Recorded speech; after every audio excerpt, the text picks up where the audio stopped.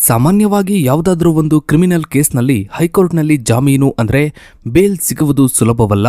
ಒಂದು ವೇಳೆ ಅಲ್ಲಿ ಸಿಗದೇ ಇದ್ರೆ ಆರೋಪಿಗಳು ಸುಪ್ರೀಂ ಕೋರ್ಟ್ನ ಮೆಟ್ಟಿಲೇರ್ತಾರೆ. ಆದ್ರೆ ನಟ ದರ್ಶನ್ ಅವರ ವಿಷಯದಲ್ಲಿ ನಡೆದದ್ದೇ ಬೇರೆ. ಹೈಕೋರ್ಟ್ನಿಂದ ದರ್ಶನ್ ಅವರಿಗೆ ಜಾಮೀನು ಮಂಜೂರಾದ ಬೆನ್ನಲ್ಲೇ ರಾಜ್ಯ ಸರ್ಕಾರ ತೋರಿಸಿದ ಆ ವೇಗ ಮತ್ತು ಆಸಕ್ತಿ ಈಗ ಎಲ್ಲರ ಹುಬ್ಬೇರಿಸುವಂತೆ ಮಾಡಿದೆ.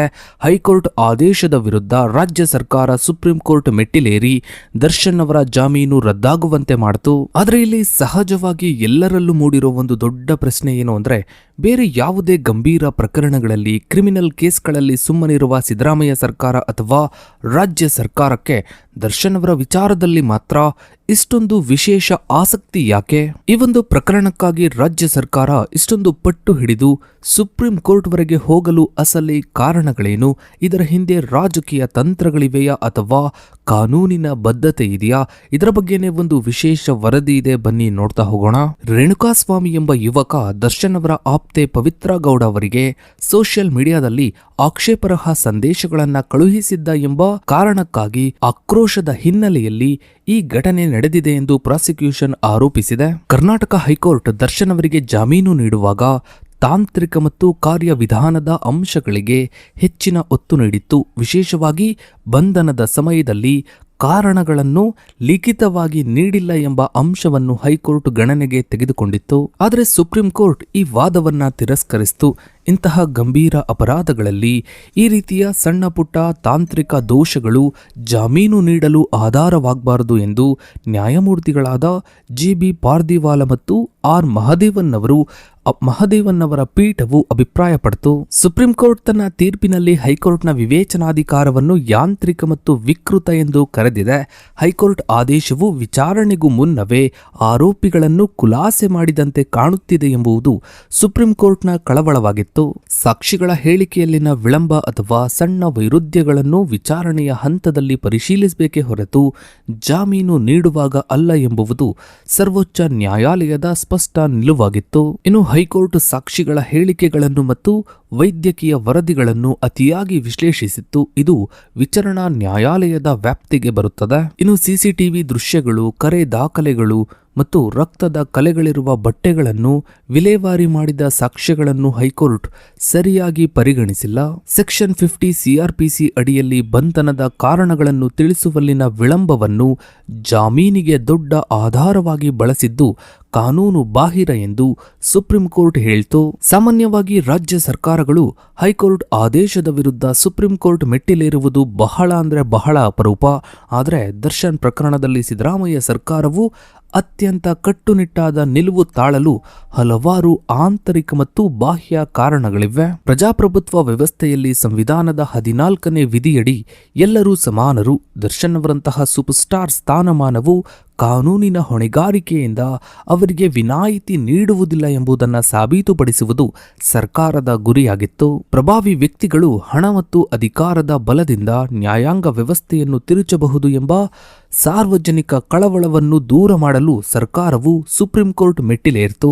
ಜೈಲಿನಲ್ಲಿ ದರ್ಶನ್ ಅವರು ಕೆಲವು ರೌಡಿ ಶೀಟರ್ಗಳೊಂದಿಗೆ ಕುಳಿತು ಸಿಗರೆಟ್ ಮತ್ತು ಕಾಫಿ ಕುಡಿಯುತ್ತಿರುವ ಫೋಟೋಗಳು ಸಾಕಷ್ಟು ವೈರಲ್ ಆದದ್ದು ಸರ್ಕಾರಕ್ಕೆ ಭಾರಿ ಮುಜುಗರವನ್ನ ತಂದಿತ್ತು. ಇದು ಜೈಲು ಆಡಳಿತದ ಮೇಲೆ ನಟ ದರ್ಶನ್ ಪ್ರಭಾವವನ್ನು ಎತ್ತಿ ತೋರಿಸಿತು. ಈ ಘಟನೆಯ ನಂತರ ಸರ್ಕಾರವು 9 ಜೈಲು ಅಧಿಕಾರಿಗಳನ್ನು ಅಮಾನತುಗೊಳಿಸಿತು ಮತ್ತು ದರ್ಶನ್ ಅವರನ್ನು ಬಳ್ಳಾರಿ ಜೈಲಿಗೆ ವರ್ಗಾಯಿಸಿತು.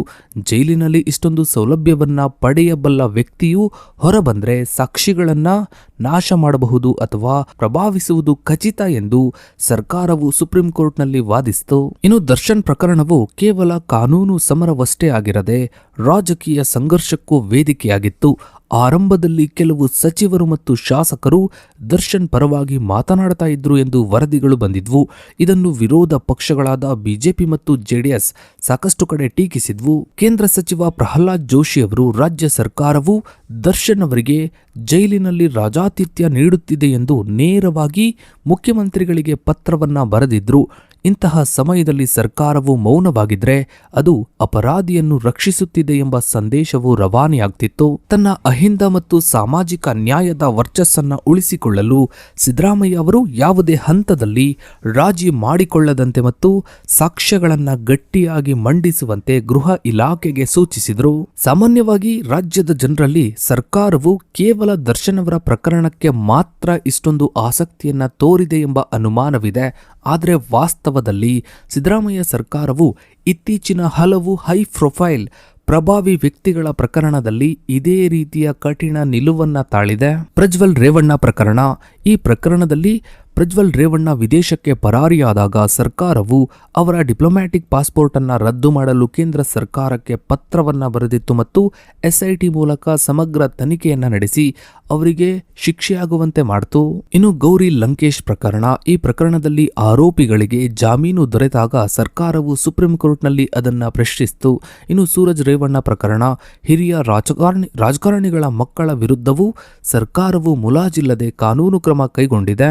ಈ ಅಂಕಿಅಂಶಗಳು ಸರ್ಕಾರವು ಕೇವಲ ಒಬ್ಬ ನಟನನ್ನು ಗುರಿಯಾಗಿಸಿಕೊಂಡಿಲ್ಲ, ಬದಲಿಗೆ ಸಾರ್ವಜನಿಕ ಶಾಂತಿಗೆ ಧಕ್ಕೆ ತರುವ ಅಥವಾ ಪ್ರಭಾವ ಬಳಸಿ ತಪ್ಪಿಸಿಕೊಳ್ಳಲು ಪ್ರಯತ್ನಿಸುವ ಎಲ್ಲ ಹೈ ಪ್ರೊಫೈಲ್ ಪ್ರಕರಣಗಳಲ್ಲಿ ಇಂತಹ ಕ್ರಮಗಳನ್ನು ಕೈಗೊಳ್ಳುತ್ತದೆ ಎಂಬುದನ್ನು ತೋರಿಸುತ್ತದೆ. ಸುಪ್ರೀಂ ಕೋರ್ಟ್ ತನ್ನ ತೀರ್ಪಿನಲ್ಲಿ ಕಾನೂನು ಎಲ್ಲರಿಗೂ ಸಮಾನ ಎಂಬ ತತ್ವವನ್ನ ಎತ್ತಿ ಹಿಡಿಯಿತು.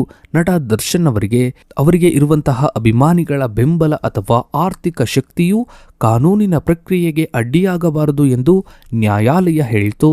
ಜಾಮೀನು ರದ್ದತಿಗೆ ನೀಡಿದ ಪ್ರಮುಖ ಕಾರಣವೇನೆಂದರೆ ಸಾಕ್ಷ್ಯಗಳ ಮೇಲಿನ ಸಂಭಾವ್ಯ ಪ್ರಭಾವ.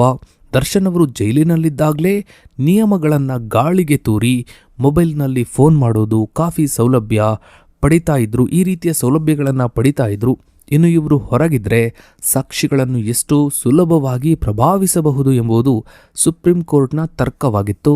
ಇದರೊಂದಿಗೆ ಪ್ರಾಸಿಕ್ಯೂಷನ್ ಪರವಾಗಿ ವಾದಿಸಿದ ಹಿರಿಯ ವಕೀಲ ಸಿದ್ಧಾರ್ಥ್ ಅವರು ಈ ಘಟನೆಯ ಗಂಭೀರತೆಯನ್ನು ಮತ್ತು ಅದಕ್ಕೆ ಮುಂಚಿನ ಪಿತೂರಿಯನ್ನು ಎಳೆಯಾಗಿ ಬಿಚ್ಚಿಟ್ರು. ರೇಣುಕಾಸ್ವಾಮಿಯನ್ನು ಚಿತ್ರದುರ್ಗದಿಂದ ಬೆಂಗಳೂರಿಗೆ ಕರೆತಂದ ರೀತಿ ಮತ್ತು ಅವರಿಗೆ ನೀಡಿದ ಚಿತ್ರ ಹಿಂಸೆಯು ಅವಮಾನೀಯವಾಗಿತ್ತು. ಇಂತಹ ಪ್ರಕರಣದಲ್ಲಿ ಜಾಮೀನು ನೀಡುವುದು ಸಮಾಜಕ್ಕೆ ತಪ್ಪು ಸಂದೇಶವನ್ನು ರವಾನಿಸುತ್ತದೆ ಮತ್ತು ನ್ಯಾಯದ ಮೇಲಿನ ನಂಬಿಕೆಯನ್ನು ಕುಗ್ಗಿಸುತ್ತದೆ ಎಂದು ಅವರು ವಾದಿಸಿದರು.